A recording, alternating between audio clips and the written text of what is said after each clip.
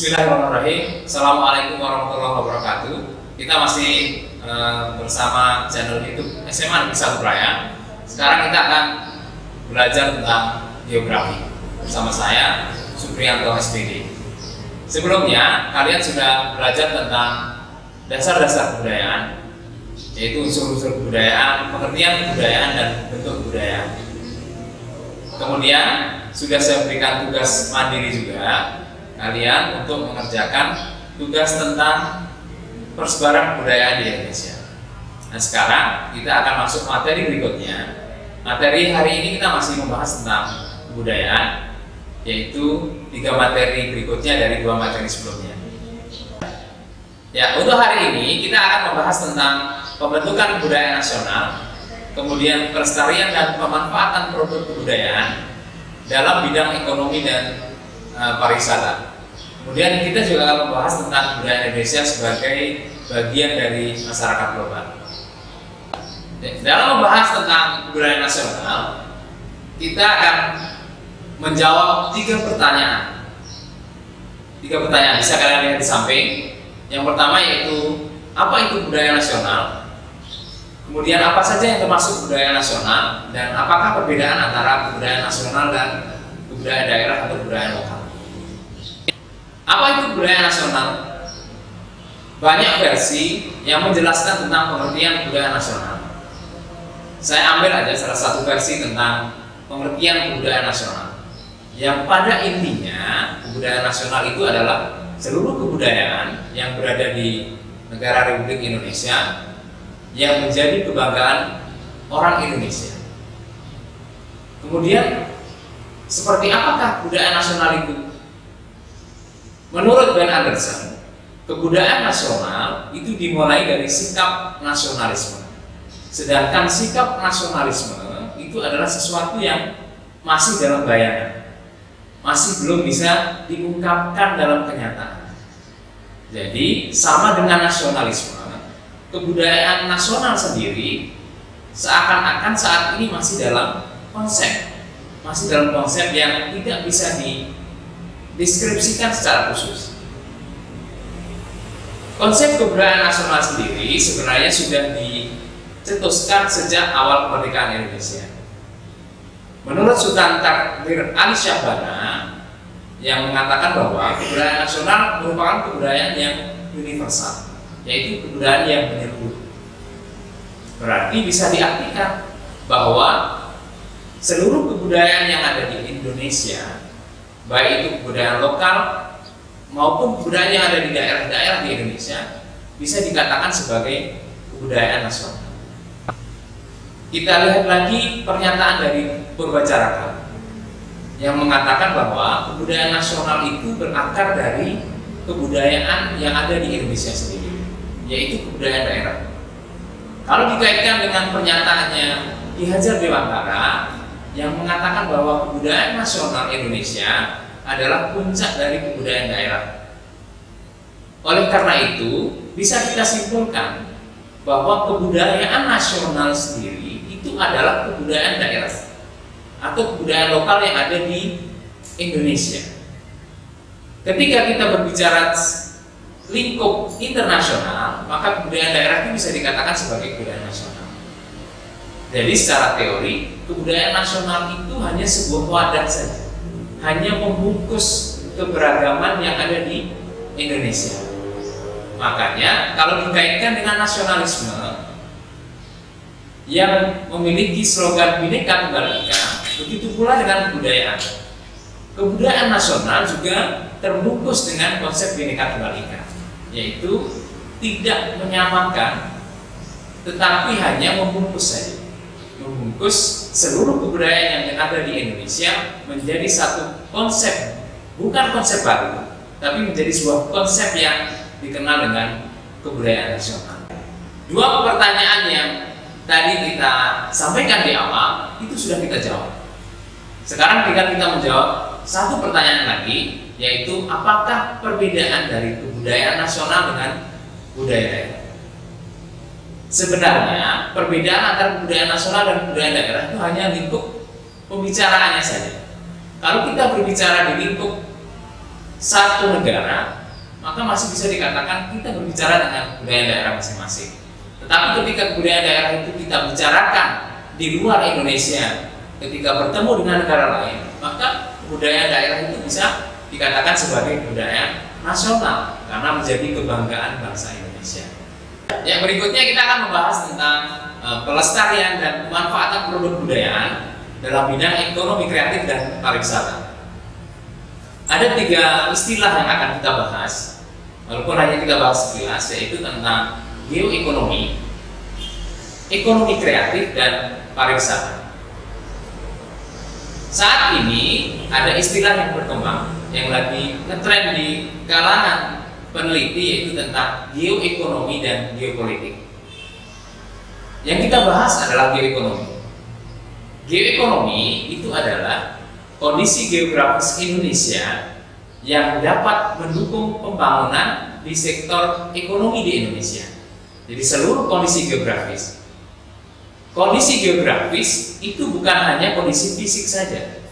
Orang melihatnya, kalau kondisi geografis selalu melihatnya kondisi alamnya. Padahal kita memiliki sumber daya manusia selain sumber daya alam. Salah satu bentuk kekayaan sumber daya manusia itu adalah potensi budaya, potensi yang muncul dari kreativitas manusia. Jadi kalau disimpulkan bahwa ternyata selain kita memiliki kekayaan alam, kita juga memiliki kekayaan budaya. Selanjutnya tentang ekonomi kreatif. Ketika Bapak Presiden Pak Joko Widodo mencetuskan tentang konsep pembangunan yang beliau sampaikan di Istana Merdeka, salah satunya adalah tentang pengembangan ekonomi kreatif.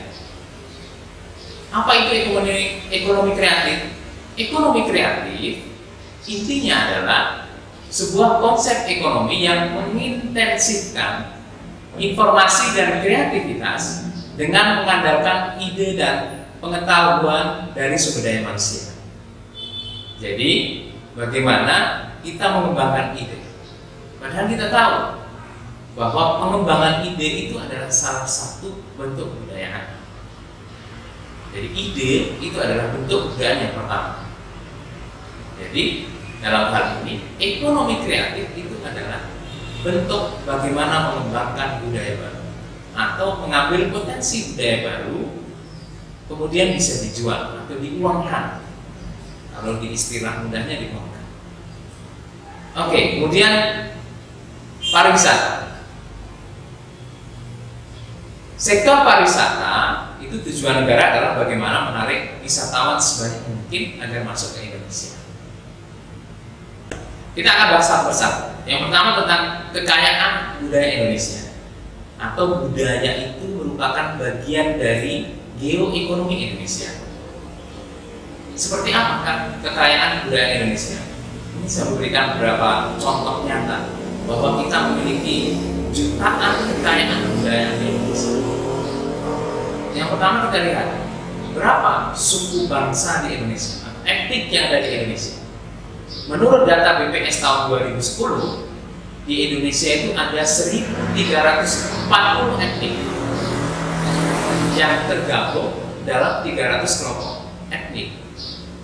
Dari Batak, kemudian ada Sunda, Baduy, suku Dayak di Kalimantan, suku Banjar, kemudian sampai suku Dani, suku Asmat. Itu jumlahnya sampai 1.340. Andaikan di satu kelompok etnis tersebut memiliki satu aktivitas budaya, maka Indonesia sudah memiliki 1.340 budaya. Padahal tidak mungkin satu etnis itu memiliki satu aktivitas budaya. Biasanya memiliki puluhan aktivitas berkaitan dengan budaya. Coba tinggal dikalikan 1.340 etnis. Berapa puluh ribu kekayaan budaya yang ada di Indonesia. Kemudian bahasanya, di penelitian terbaru mengatakan ada sekitar 718 bahasa ibu di Indonesia. Belum dipecah lagi jumlah dialeknya di Indonesia.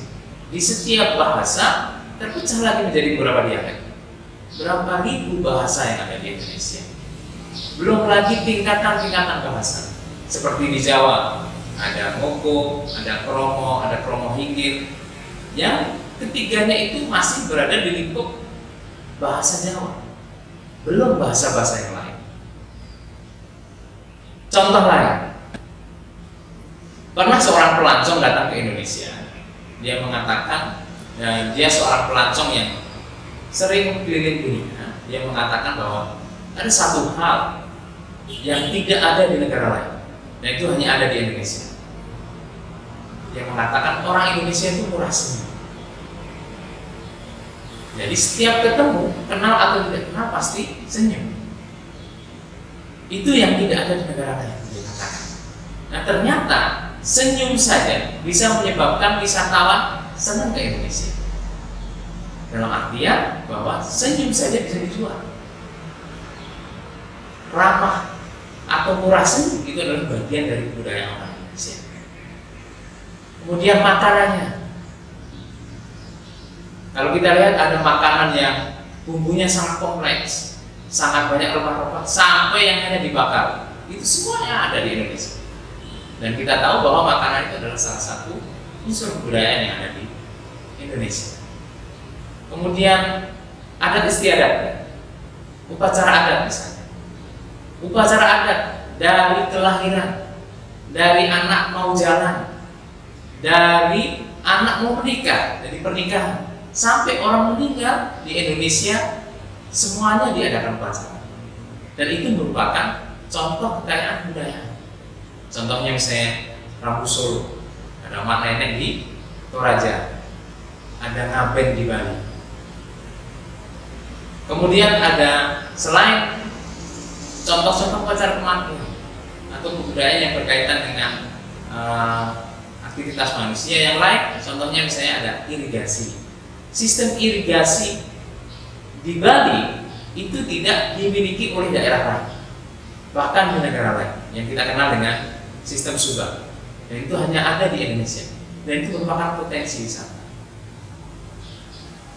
Contoh yang lain masih banyak, tradisi lisannya, kisah-kisah dari legenda, dari mite, ada puluhan kisah yang ada di Indonesia, bahkan mungkin ratusan, yang bisa dikembangkan menjadi modal untuk membantu perekonomian di Indonesia atau dijadikan sebagai ladang devisa di Indonesia.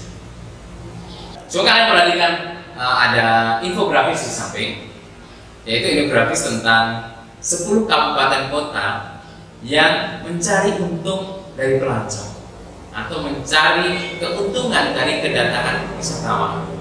Dan ternyata ada beberapa daerah yang mengandalkan pariwisata untuk hidup dalam tanda petik. Dan itu mungkin bisa diikuti oleh daerah-daerah lain. Bagaimana caranya? Caranya adalah pengembangan ekonomi kreatif. Contohnya apa? Contohnya adalah misalnya kalau di Prambanan di Yogyakarta itu ada Sendratari Ramayana. Jadi mementaskan Sendratari Ramayana dengan konsep modern. Dan itu menghadirkan puluhan orang, puluhan ribu orang yang hadir setiap tahun ke Prambanan. Dan itu diadakan setiap tahun. Ini adalah contoh bagaimana membangun ekonomi kreatif dari sumbernya mana? Sumbernya adalah budaya, tanpa merusak budaya itu sendiri. Contoh lain misalnya, membawa tokoh-tokoh yang ada di tradisi lisan, tokoh-tokoh mite dan legenda ke dalam sebuah permainan game Android misalnya. Kalau kita lihat ada game Timur Mas di Android, atau ada tokoh hero yang masuk ke Android di permainan itu adalah tokoh-tokoh yang merupakan tokoh legenda yang ada di Indonesia. Yang lain misalnya wisata kuliner, banyak YouTuber yang mengandalkan subscribe-nya dari wisata kuliner, dan itu bisa menjadi modal. Dan ternyata kebudayaan di Indonesia itu bisa dijadikan modal pengembangan ekonomi kreatif dan pariwisata. Kita masuk materi yang terakhir, yaitu tentang kebudayaan Indonesia sebagai bagian dari kebudayaan global. Apa itu global? Global itu maknanya adalah dunia. Kita harus tahu, kita harus yakin bahwa kita merupakan bagian dari masyarakat dunia. Bukan hanya manusianya, aktivitas manusianya juga merupakan bagian dari masyarakat dunia. Kebudayaannya juga pun menjadi bagian dari masyarakat dunia. Bagaimana konsepnya? Konsepnya seperti ini. Jadi siapapun yang ingin mempelajari budaya kita, ingin mempraktekkan budaya kita, itu harus kita berikan tempat kepada mereka. Jadi tidak boleh dilarang. Bahkan kalau mereka membawa budaya kita ke negara mereka, kemudian mereka pentaskan di sana, bahkan mereka sebarkan lagi di sana, atau mereka membuat sebuah sekolah yang ada kaitannya dengan budaya Indonesia, kemudian diundang orang-orang untuk belajar budaya Indonesia, apakah diperbolehkan? Ya harus diperbolehkan, karena memang kita merupakan bagian dari kebudayaan global. Oleh karena itu, kebudayaan Indonesia juga masuk sebagian besar, walaupun ada yang belum masuk ke dalam daftar kebudayaan yang dimiliki oleh UNESCO. Ya, demikian pembahasan tentang kebudayaan. Jadi bab tentang kebudayaan sudah selesai. Silahkan kalian pelajari lagi dari awal, kemudian kalian bisa kerjakan soal tentang kebudayaan di e-learning SMA Negeri 1 Kelantan. Tetap di rumah, jaga kesehatan, tetap jaga jarak. Wassalamualaikum warahmatullahi wabarakatuh.